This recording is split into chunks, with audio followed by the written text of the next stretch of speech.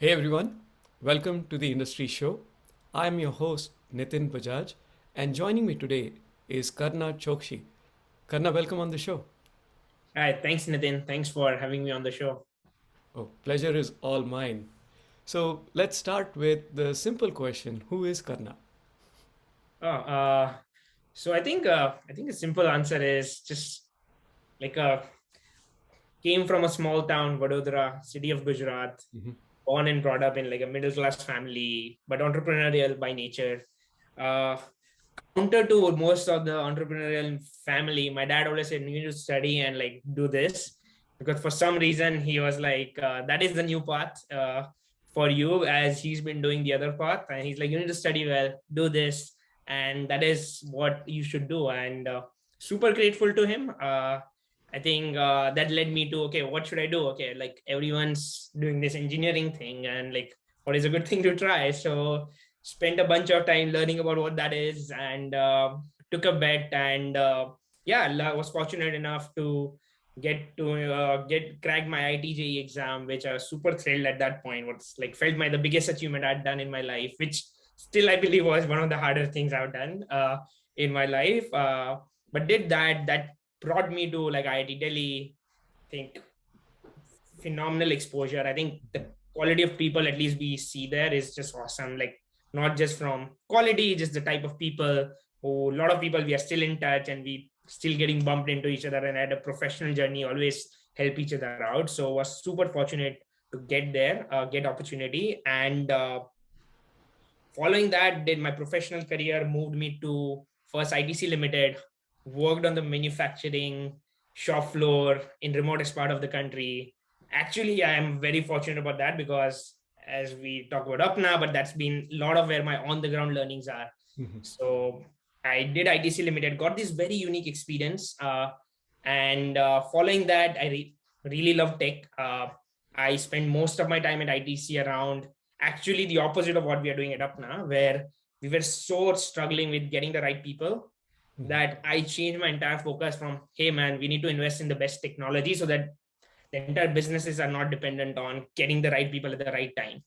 So it's a very counter thing where, but the problems are still real. It's the same problem we are solving at Apna. So just the problem statement stuck by me, and spend a lot of my time investing in new tech. That's what brought me here, man. This thing scales, right? Like when you do something, this can just go to everywhere else. And so spend a lot of my time on building new technologies and bringing it to India, or just developing it on the ground. Got a lot of exposure on prototyping and all these things we see, but in a physical hardware space.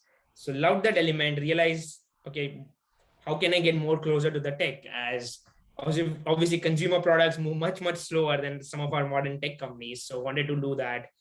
Got accepted into Stanford Business School. Felt this would be an awesome opportunity, getting to the Silicon Valley, learning from all the entrepreneurs, and taking it from there. So just came to the US, thinking, hey, I want to do something.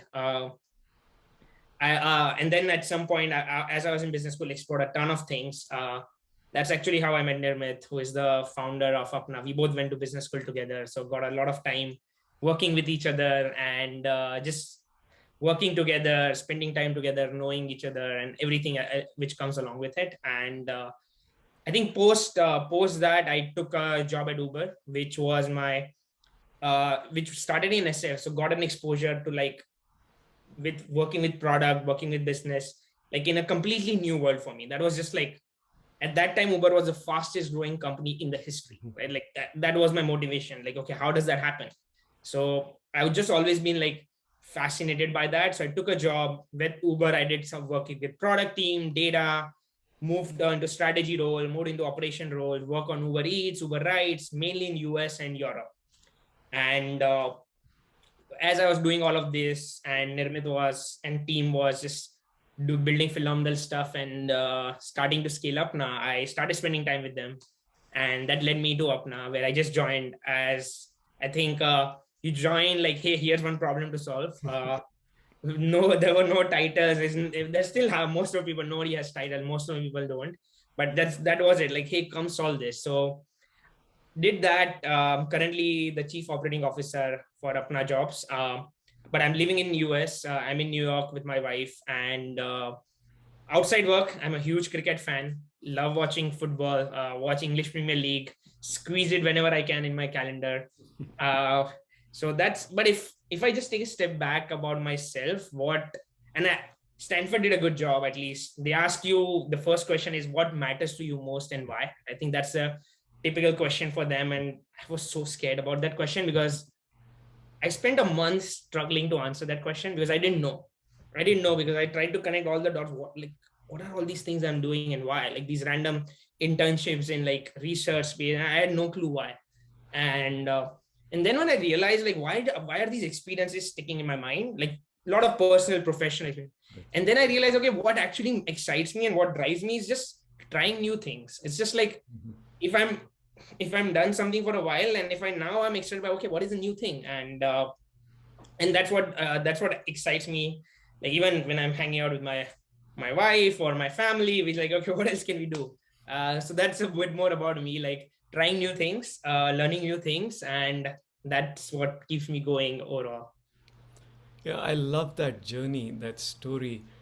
So you have been very entrepreneurial and continue to be, and you take that solution-focused approach, right? And what I love about that, what you mentioned with starting with ITC, and I think you did a bunch of machine learning over there, so you got deep into the tech, but then in your time at Uber, you were able to make that transition from purely tech to being more strategic, right? Yeah. Applying different aspects of solutioning business problems and stuff like that.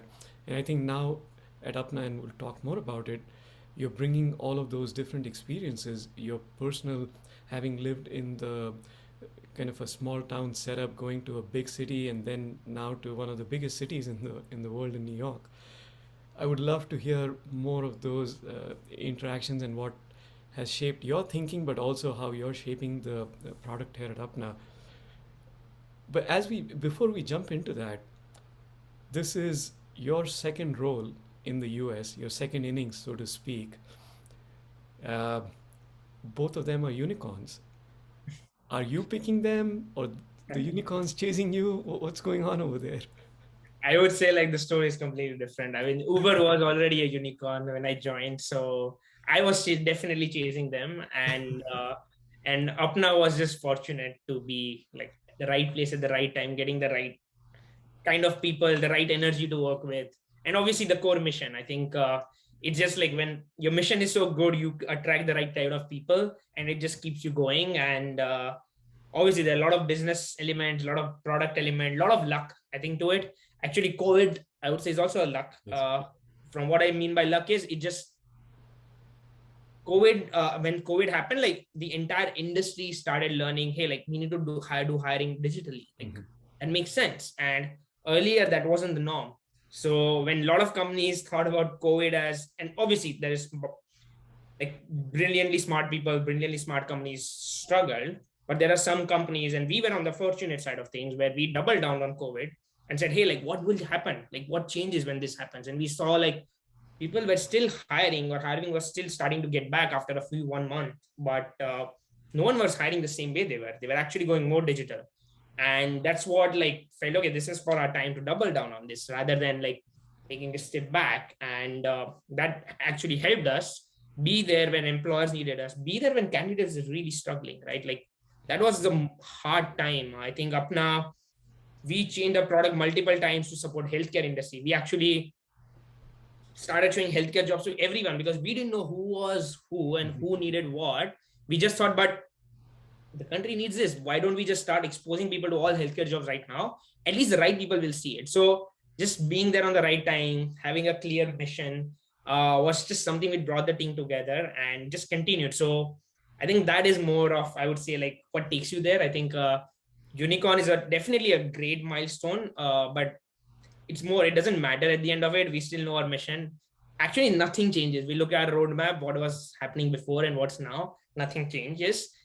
We just continue to do what we are doing. And that's what, hopefully that's what working for us. And if we just keep doing that, that will continue to work for us. I love the humility. But you should take credit. You and of course the team should take credit for the things you've done right. luck does play a role, but like you said, a lot of envisioning the hard work and being able to pivot to do the right thing, right? As the macro landscape around us changes, which you guys obviously did a great job of, and that's why the investors follow and want to magnify that level of effort. So kudos to you on that. Yeah, thanks. Let's talk about let's talk about Apna. Tell us a little more about what the mission is and where do you guys see yourself, uh, 6 months, a year out, and then a longer term perspective, and then also, what is the size and scale of the operations today and in the near future? Awesome. So I think Apna, I think what our mission is to connect people with opportunities. And I think in simplistic term, how we are starting, our immediate vision is to build the largest jobs and professional networking platform. We are made in India, but for the world. But our current mission is to focus on India. Our mission right now is to accelerate India by solving unemployment, poverty, and providing skilling opportunities. We believe if we solve these three foundational things for India, we'll get our entire workforce to the next level and will continue to the world. I think there are multiple nations which will benefit from it. We have strong signals, and also living in different countries. I've lived in Europe. I've lived in South Asia. I've lived in the US. I see the signals everywhere. So in simple terms, we just want to connect people with opportunities, and we are starting with what we call with like our semi-skilled, unskilled workforce. We are starting with that. We are obviously continuing to expand across all types of users, and it continues to grow. We're starting with that with India to 50 million people directly, which we want to influence. But the world has 2.3 billion people we need to touch and help. So that's how we think about ourselves. In terms of our roadmap, the next 6 months, so we are currently in around 28 cities, which is already significantly scaled over the last few months. The goal is to be pan India by the end of the year. As we become pan India and build a lot of products which are foundationally different for pan India product versus hyper local products, a lot of our job hiring is hyper local. So as we build pan India products by end of year, next year is we'll spend in the global expansion. So that's going to be probably some developed markets, some developing markets, Southeast Asia, Middle East, where there's a lot of Indians who actually go get hired and find job opportunities. So we're going to think about a global expansion in 2022. Along with that, we're going to invest significantly in our edtech and skilling platform. So that's going to be the next big bet, because I think in a good or a bad way, like the people in India, there is a champion within each Indian, I think. And the reason we see that is we see this, everyone wants to do better. And that drives people to do like, well, they drives people to do what's the best next thing for them. But they need a real tangible outcome at the end of it. Because a lot of people actually on Apna also have a degree, right? But they didn't find the right exposure. They didn't get prepared for the right things. And they want to be skilled, but for the end outcome in mind. So that's what our mission and goal is, to build the edtech business for Apna over the next year as well. Thanks for sharing that. I want to provide a perspective to our audience. You mentioned 28 cities. Yep. If you can give us a sense for the population in those 28 cities, the TAM, if not the SAM, just from so people have an idea of how big the market is.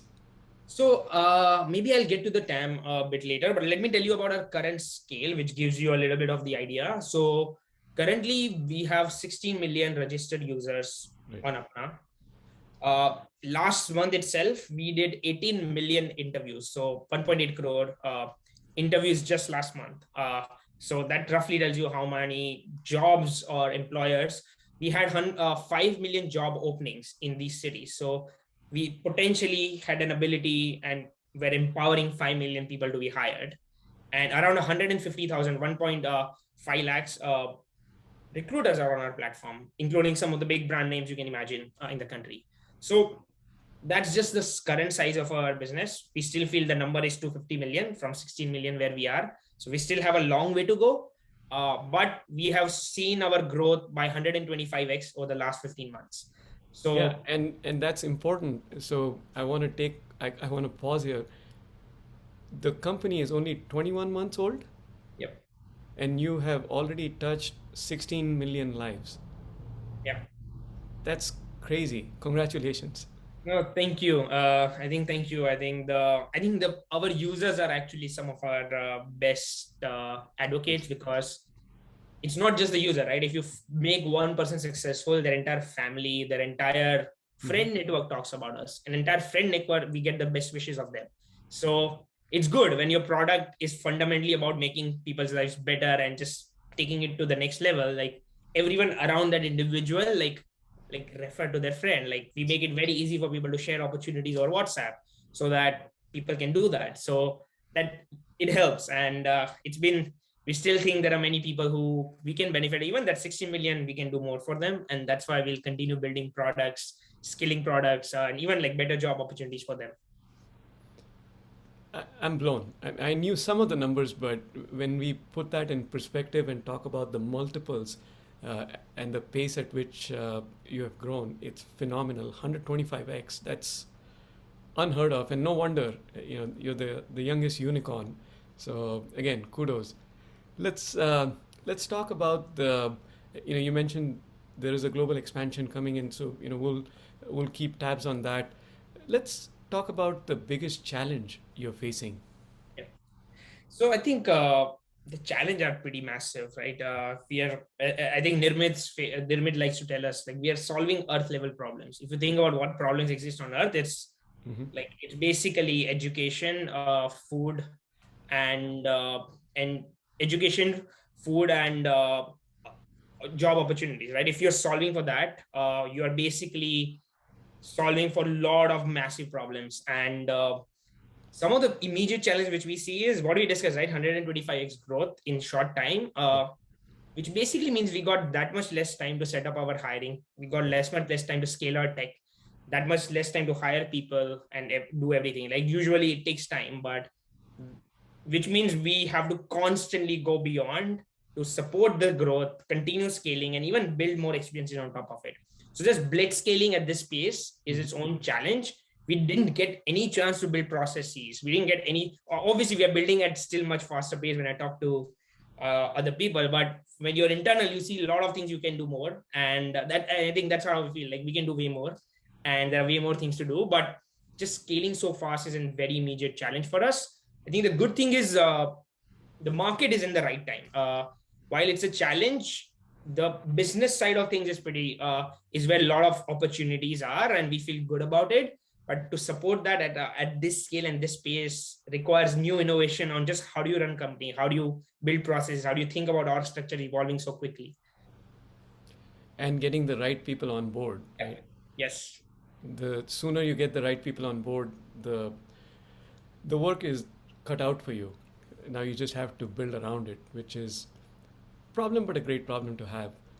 Now, on the flip side of it, when you look at the big opportunity, what is it that you're targeting? You laid out a plan, for expansion and global scale, but what is the one big opportunity you're targeting right now? So I think one big opportunity is just accelerating India right now. Hmm. The jobs hiring is at an all-time high now, right now in the country. Everyone has much higher digital adoption today because of obviously the accessibility of tech, the accessibility of mobile phone powered by internet in everyone's pocket, and just pandemic accelerating digital adoption of everything. So everything is at an all-time high. We are seeing the festival seasons coming in, which leads to even more jobs. So next immediate focus is how do we double down on this, help India accelerate, get everyone to the back to where they were when, like, because a lot of country is still recovering. Hmm. So how do we get everyone to back to where they were? And then that's when we feel good about, hey, like we have done what we need to do for our Indian users. That's when we'll scale to pan India, which I mentioned, go start going global, picking the right markets, parallelly build a scaling company which starts teaching, because that itself is a, and it's harder because you're not just skilling for the sake of it, you're skilling to get person that actual job which they wanted, or if they get this one skill or one thing they would be able to get that. So it's harder to connect that to actual industry. And if you're teaching something, obviously we will be teaching a lot of things, but you connect it to the right job and the right industry is always another challenge in itself. So that's the other thing we are going to double down on. How do we think about scaling for the industry right now? Can you tell us a little more about, in terms of the youth in India? It's the largest in the world, right? We are saying the, between 18 and even if we say 35, the population there, if you can size that up for us, in my understanding, it's bigger than the entire population of the US, which in itself is the second largest, right? Well, after China and India, the third largest. So give us a sense of that size. Again, it's kind of looking at how big the problem is, and that will explain why the rapid growth you're seeing, because you're kind of at the heart of it. So I think some of the numbers, if you think about the early numbers, 250 million is that just very immediate market we thought we'll attack. We Yeah. have actually outgrown that. What I mean by 250 million is what Indian government sometimes classifies as blue and gray collar and white collar. Right. What we are seeing on the platform is those boundaries are very, very blurry, Yeah. extremely blurry. And we are seeing people, as I said, like there are postgraduates on Apna who Mm-hmm. are finding the next opportunity. So what we are seeing is actually, yes, barring some of these, also like when I say barring some of these very, very higher paid or very, very experienced, we're starting from the less experienced, but it's Right. growing significantly. So with that said, I would say roughly 250 million was a very immediate one, but we have probably outgrown that. Even without explicitly focusing on outgrowing that segment, we are seeing that people across the board are starting to use Apna, which means the entire working population of India is actually considerable. There's a very smaller pool actually who we would not qualify for, and and that's in our immediate future. Hopefully, if we are able to do well and get the best experience for everyone, I think it should be a platform for everyone. But right now, we're very laser focused on getting to this first 250 million people who we know are the immediate users for us. Which in itself is a huge market. When you look back in the rearview mirror, is there a success story or a lesson learned that you want to share with us? Yeah. If I think about my success story or just less in general life, looking back, I think there are certain points in my life where I felt when I failed or Mm-hmm. this just wasn't what I was supposed to achieve or I needed to do that. Or but now if I look back, I just think that failure is just an opportunity to find a new path to success. I think I'll tell you specific examples when, like, I know I was at IIT Delhi, kind of thinking out my next job, and I thought I wanted to do consulting because that's what I learned. A lot of my seniors were super awesome, were doing that at that point, and I really bombed my interviews when I was doing that. It felt really super dejected, and but I did well in my ITC interviews, which was also a phenomenal company, and so felt like, man, why couldn't I do it? Like, felt pretty sad about it, and but then when I joined ITC, obviously with an open mind, I was just exposed to such phenomenal people over there. And the kind of experience I got, I could have got nowhere. Like I was in 19, 20, I don't know what age I was, but 20-year-old who didn't have any beard or anything, looked like definitely in high school or just in college still, was sent to a shop floor which had like 800, 900 people, and I had to figure out how does production work and how do you manage people. And that was the exposure ITC gave. They do a phenomenal job sending people on the ground. Like if you join the marketing side of teams, you go and do selling on the ground. Yeah. You go like with a sales agent to different stores, and like I did on the manufacturing side. And I feel the kind of experience I got, the real interactions I had with the people is still stayed back a lot with me. And I think about those when I'm thinking about and interact with our team about product and everything else. And the kind of experience I got was so diverse. I feel fortunate that I'm pretty sure it helped me get into Stanford's business school also, because I could bring a diverse perspective to the school as well from a lot of peers because of that. And again, thought it's a failure, gave me a completely new perspective, got me into a school which I always wanted to go and learn from. Even when I got there, I met Nirmit. So we thought we'll like started working on a lot of ideas, Mm-hmm. bunch of things at that time with school, and nothing happened. I was like, man, I failed again. I was just like, why did I fail again? This is what I knew I wanted to do. I wanted to do something, and it just failing again. And then again, I thought, okay, what else? What's the next best thing now, right? Like and I remember we had taken this one class where Eric Schmidt, who was a chairman of Google, he was teaching us. And one advice he gave was, if you want to learn something, go to a place where things might be breaking, and just you'll learn just by being there. And so I thought about, okay, what could be that? And like at that point, Uber was just the fastest growing company ever. And I kind of reached out to some of my seniors from business school, and I told them, yeah, things are falling apart every day, but we are growing like super crazy. And I'm like, okay, that's where I need to be. And again, was very fortunate to be there. Just getting exposed to such diverse problem statement, phenomenal group of people. Felt like, okay, that failure, which I thought actually again turns out to be amazing learning, which I couldn't have get. More failure, I felt like, oh, 1 year down the line, we have this H1B lottery in the US. I didn't get my H1B lottery. Oh, wow. And then I'm like, oh man, this is so annoying. Like, what do I need to do? So I, at that point, transitioned from my one role to more of a strategy role to Netherlands, which was actually a headquarters for Europe, Middle East, Africa. Then felt like, oh man, like a career setback. I was planning to get the next promotion or whatever. Like now I have to like go to a different role, find a new thing for myself. Again, prove myself. And it just like felt like a step back again. And but amazing. Like I got to work with such amazing people over there, and a lot of them are still there, like in very, very senior leadership at Uber. And I'm super fortunate to get that opportunity to work with them, and also like explored. Like I first time traveling to Europe, got to see a lot of world. Worked with one of the most diverse team. Like I have never seen such a diverse team from so many countries, and it was in the middle of Amsterdam. Like everyone was coming from different part of the world, and nobody knew anyone outside. And that meant you had to work with everyone. You had to culturally adapt to each other. They were your friends, they were your colleagues. You had to learn so much about how do you work in such a cross country environment. And that was phenomenal. You learn a lot about yourself, you learn a lot about different cultures. So I got to do all of that and got a lot of understanding of marketplaces in Uber. And that's what led me again to Apna. So like again, a failure. I thought, oh man, like I learned so much about marketplace and strategy. And that's when I started chatting with Nirmit again, like, hey, how do we set up the jobs marketplace in Apna?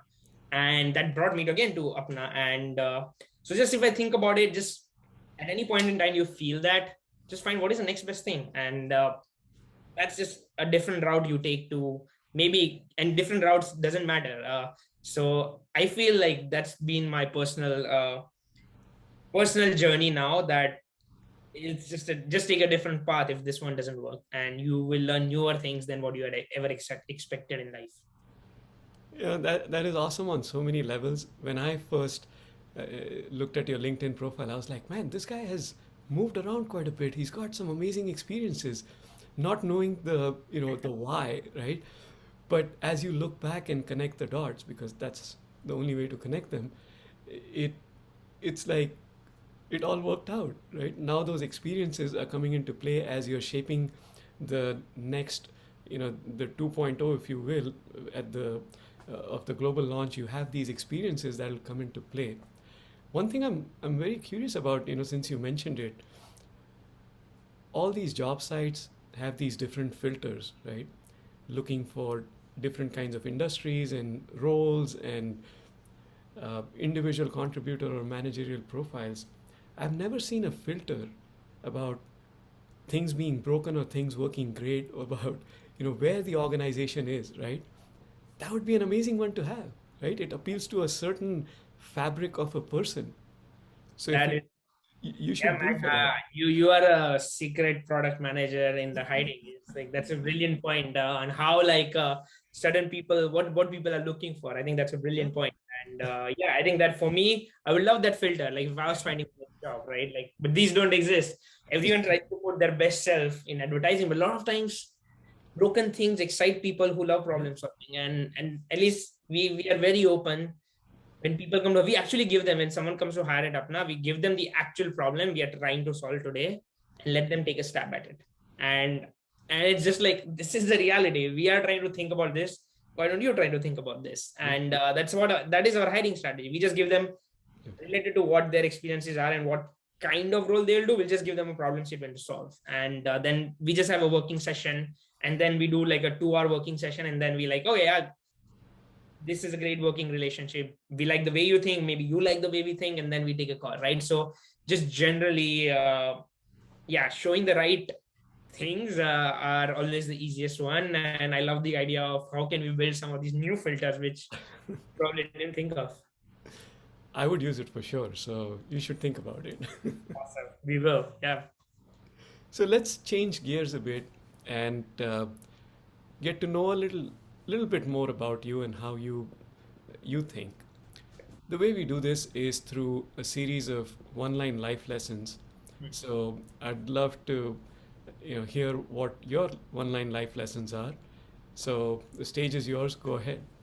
Yeah. So I think first I would talk about like, and I thank one of my friend Rajan for this. His advice is, as I was thinking product and getting ideas, he said, fall in love with the problem, not the solution. Yes. A lot of times we have this idea in mind, and the idea is about this is what I want to build or this is what I want to do. And rather than just fall in love with what the problem is and go wherever that problem solving takes you.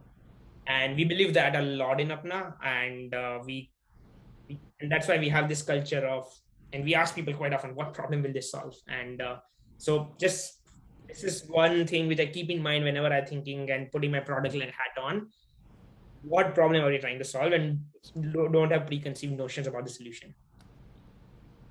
So yeah, so that's more like my product day-to-day thinking, which kind of grounds me about it. I think the other thing which I've learned is, I think Stanford used to tell feedback is a gift, which it truly is. But what I realized is it's not easy to come and it's not easy to get that. So while I believe the way I think about it is true feedback is a rare gift. So just ask for it. If you ask for it, people are more than happy to give you, but it's a very awkward thing to give someone even positive feedback or constructive feedback. So just take that initiative and ask for it. I think that goes a long way in your own self-awareness, learning more about yourself, and improving that relationship with that other person, because you feel other person, like you really are hearing to the other person. The other person really knows now you value that person's input and feedback. Yes. So I would just say, like, go to the next step and just go ask for it, as it's not easy to come by. I love that. It's invaluable when it comes to self-development, but also when you work in teams.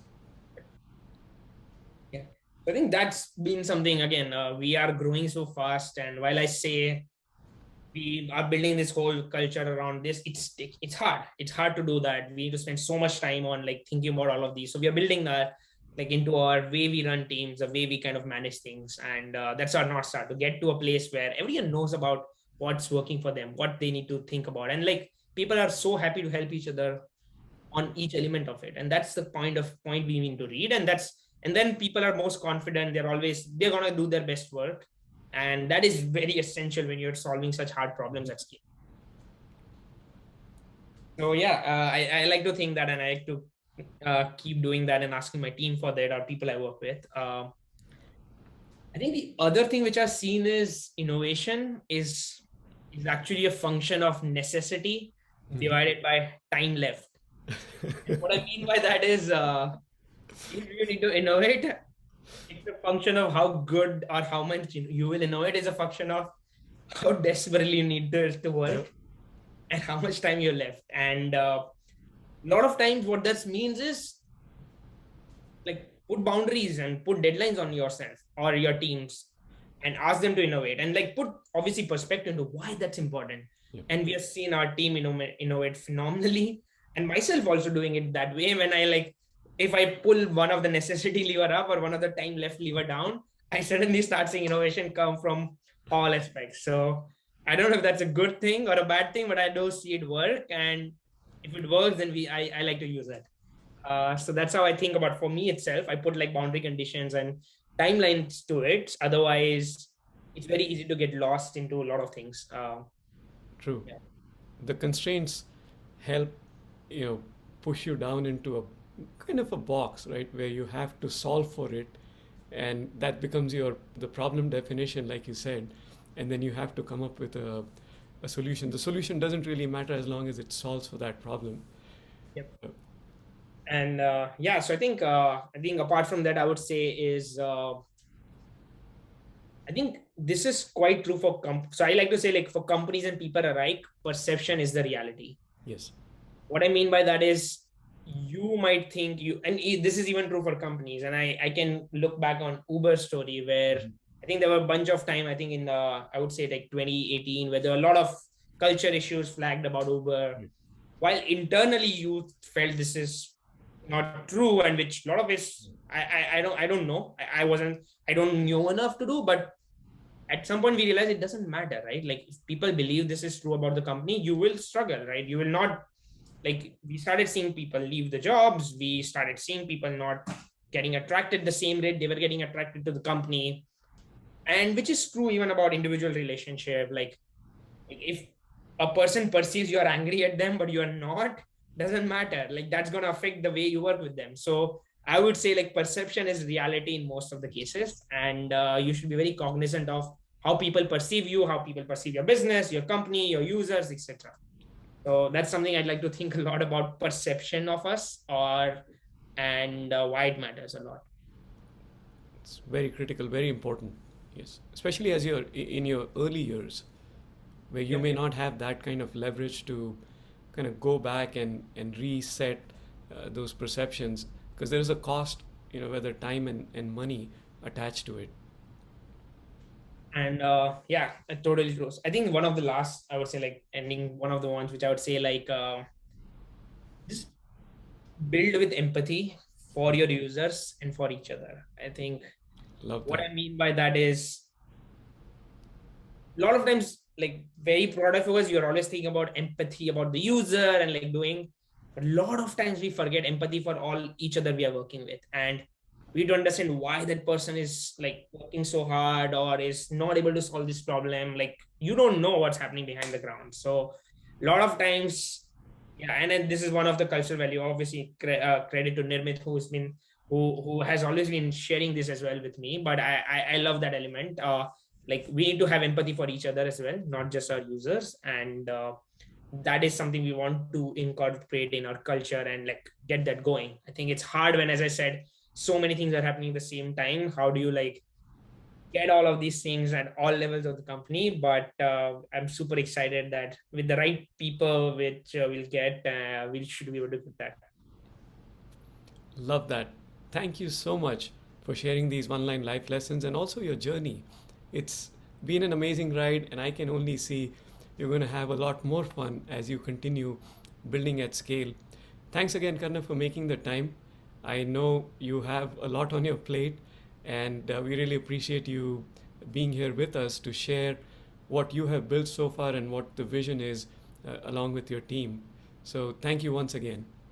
Yeah, thanks a lot, Nitin. Thanks a lot for again having me. It was really nice chatting with you, and again sharing about Apna, sharing about myself, and also reflecting on your really awesome questions. It's always good to reflect back and learn from that as well. Thanks again so much, and we'll love to continue this conversation, bring you back on, and see, some new products, some new milestones, which I'm sure there are going to be a lot more of. Yeah, hopefully, yes. Thanks a lot.